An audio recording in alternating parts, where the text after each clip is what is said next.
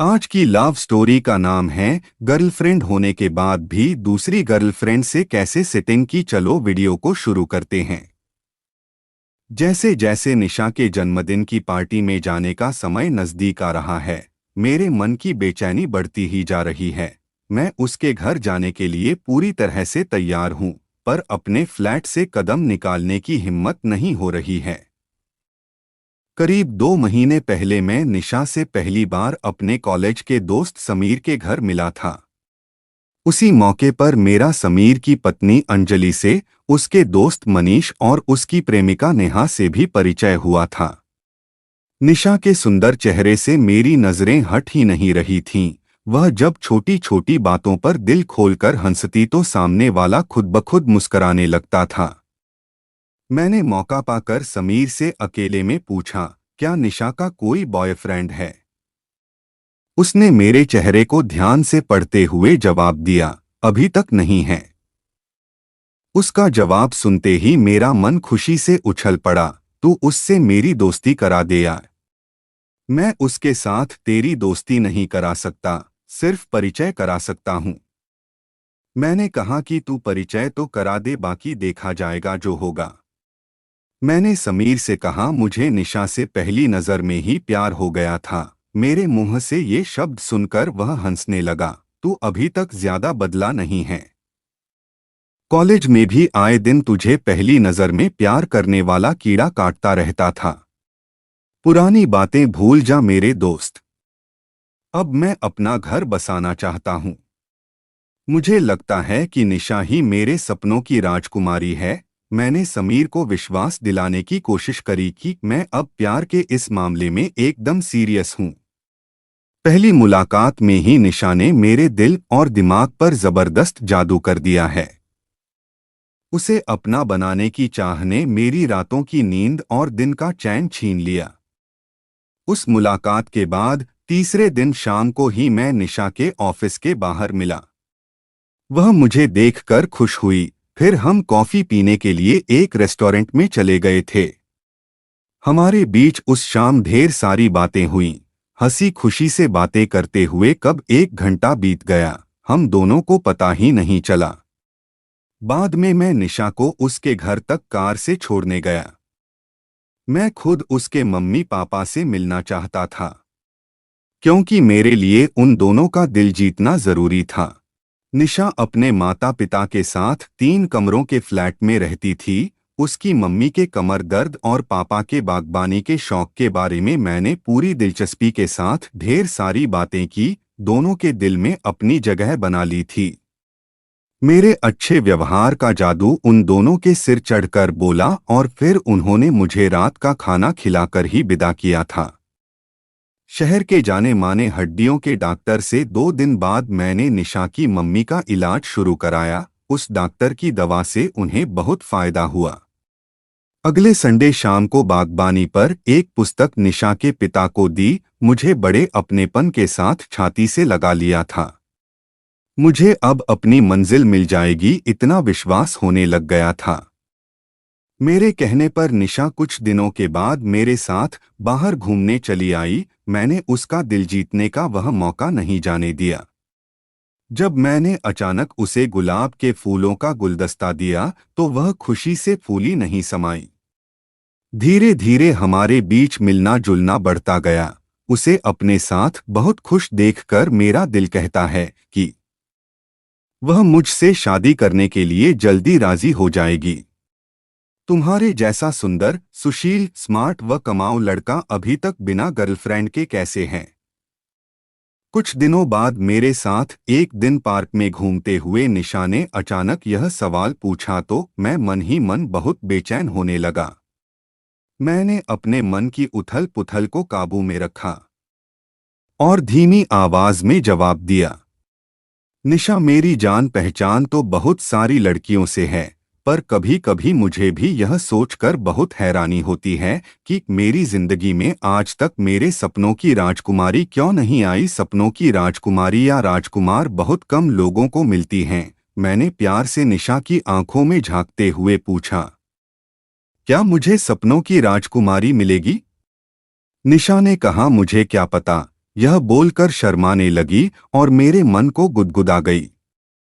मैं अगले दिन ऑफिस बहुत खुश मूड में पहुंचा। मेरी सहयोगी ऋतु मेरे चैम्बर में आई और बोली, शनिवार और इतवार को कहाँ गायब रहे तुम? तबीयत ठीक नहीं थी। उसकी नाराजगी दूर करने के लिए मैंने उसके गाल पर छोटा सा किस किया। ऋतु ने कहा, इस शनिवार को मेरे साथ रहोगे या मैं कोई और का प्रोग्राम बना लूं? पक्का तुम्हारे साथ रहूंगा। उसके गाल पर शरारती अंदाज में चिकोटी काट कर मैं काम में लग गया। निशा से मैंने पिछले दिन झूठ बोला था। अब तक बहुत सारी लड़कियां मेरी प्रेमिकाएं रह चुकी थीं, पर निशा उन सब से बहुत बेहतर थी। अच्छी पत्नी बनने के सारे गुण उसमें मौजूद हैं। मैंने मन ही मन उसके साथ शादी करने का पक्का फैसला कर लिया था। शनिवार की रात मैंने ऋतु के साथ डिनर किया और फिर पूरी रात उसकी बाहों में उसके फ्लैट में गुजारी थी। सच्चाई यही है कि मुझे ऐसा करते हुए कोई दुख नहीं हुआ, क्योंकि तब तक मैंने निशा से शादी का कोई भी वादा नहीं किया था। वैसे 2 हफ्ते बाद रविवार को निशा के सामने शादी का प्रस्ताव रखकर मैंने इस कमी को पूरा कर दिया था। निशा, तुम्हारे बिना मुझे अपनी जिंदगी अधूरी सी लगने लगी है। तुम हमेशा के लिए मेरी हो जाओ, मेरे सपनों की राजकुमारी बन जाओ। मैंने उसकी आंखों में प्यार से झांकते हुए ये सब बोल दिया था। यह सुनकर उसके गोरे गाल गुलाबी हो उठे। निशा ने कहा कि तुम्हारी जिंदगी की राहों में हमसफर बनकर मुझे बहुत खुशी होगी। इन शब्दों में निशा की हाँ सुनकर मेरी खुशी का ठिकाना नहीं रहा था। फिर हमारे बीच यह फैसला हुआ कि 3 दिन बाद निशा के जन्मदिन के अवसर पर हम शादी करने के अपने फैसले को सब दोस्तों, रिश्तेदारों व परिवार के सदस्यों को बताकर सरप्राइज देंगे। अगली रात 9 बजे के करीब बिना सूचना दिए समीर, अंजलि, मनीष और नेहा मुझसे मिलने मेरे फ्लैट पर आए। मेरी तरफ नीले कवर वाली एक फाइल बढ़ाते हुए मनीष बहुत गंभीर लहजे में बोला, तुम इस फाइल को पढ़ो। फाइल को पढ़कर मुझे मालूम पड़ा कि वह निशा की मेडिकल फाइल थी। उसने करीब 10 महीने पहले नींद की गोलियां खाकर आत्महत्या करने की कोशिश करी थी। इस फोटो में निशा के साथ उसका प्रेमी राजीव खड़ा था। इसी के हाथों प्यार में धोखा खाकर निशा ने आत्महत्या करने की कोशिश करी थी। अंजलि ने अपने पर्स से निकालकर एक पोस्ट कार्ड साइज का फोटो मेरे हाथ में पकड़ा दिया। मनीष ने दांत पीसते हुए बताया कि यह धोखेबाज इंसान एक तरफ तो निशा से शादी करने का वादा करता था और दूसरी तरफ शिमला में अपनी पुरानी प्रेमिका के साथ होटल में गुलछर्रे उड़ा रहा था। यह खबर निशा को अपनी जान पहचान की लड़की से मिली तो उसे इतना गहरा सदमा पहुंची कि उसने आत्महत्या करने की कोशिश करने लगी। मनीष बोला, तुम मेरी इस टेढ़ी उंगली को देखो। मुझे राजीव एक बार किसी पार्टी में मिला था। मैंने गुस्से में आकर उसके ऊपर इतने घूंसे बरसाए कि मेरी इस उंगली में फ्रैक्चर हो गया। नेहा ने रोक लिया, नहीं तो मैं उसे उस दिन जान से ही मार देता।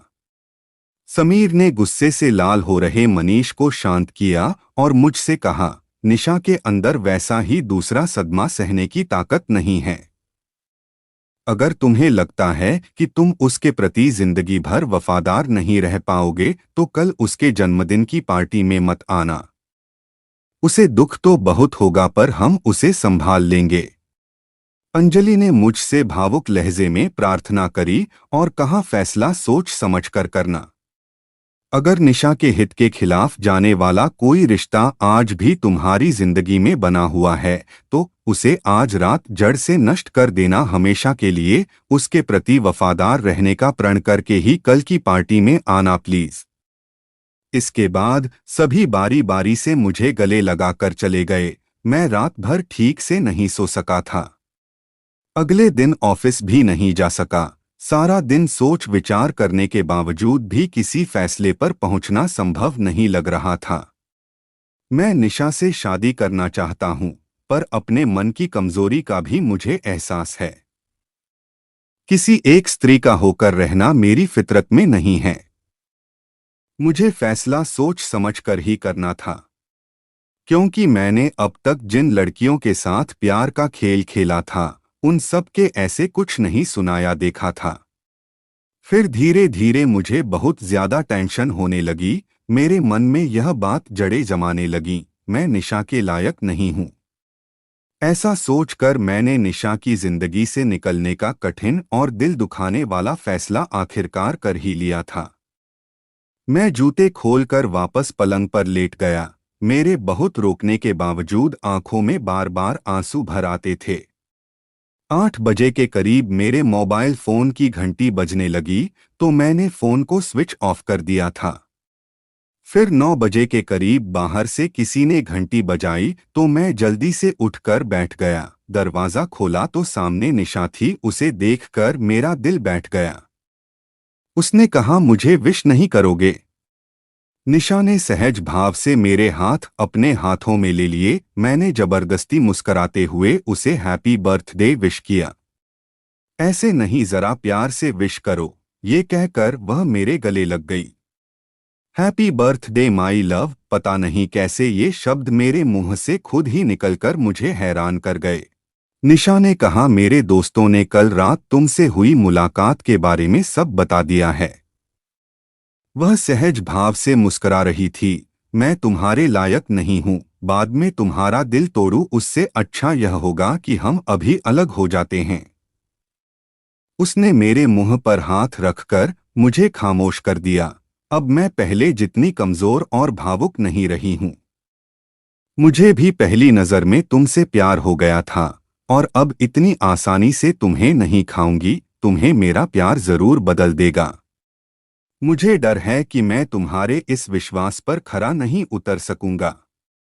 निशा ने कहा, मेरे इस विश्वास के कारण को समझ लोगे तो ऐसा नहीं कहोगे। आज मेरी बर्थडे पार्टी में न आकर तुमने जिस ईमानदारी का सबूत दिया है उसका मेरी नजरों में बहुत महत्व है।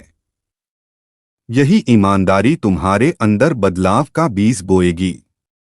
यह कदम तो मैंने तुम्हारे शुभचिंतकों की धमकी के डर से उठाया था। मेरे होठों पर छोटी सी मुस्कान आने लगी थी।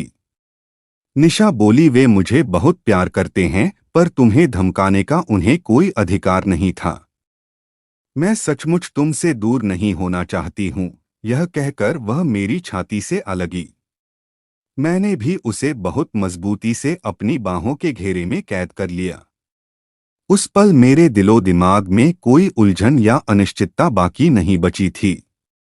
उसकी आंखों में लहरा रहे प्यार के सागर को देखकर मुझे विश्वास हो चला था कि भविष्य में कोई ऋतु मुझे ललचाकर निशा के प्रति बेवफाई करने को मजबूर नहीं कर सकेगी। अब दोनों बहुत खुश नजर आ रहे थे। कुछ दिन बाद दोनों ने शादी कर ली और खुशी से जीवन जीने लगे। दोस्तों, यह रोमांटिक लव स्टोरी आपको कैसी लगी हमें कमेंट करके ज़रूर बताएं। अपने विचार ज़रूर दें और वीडियो को लाइक करें।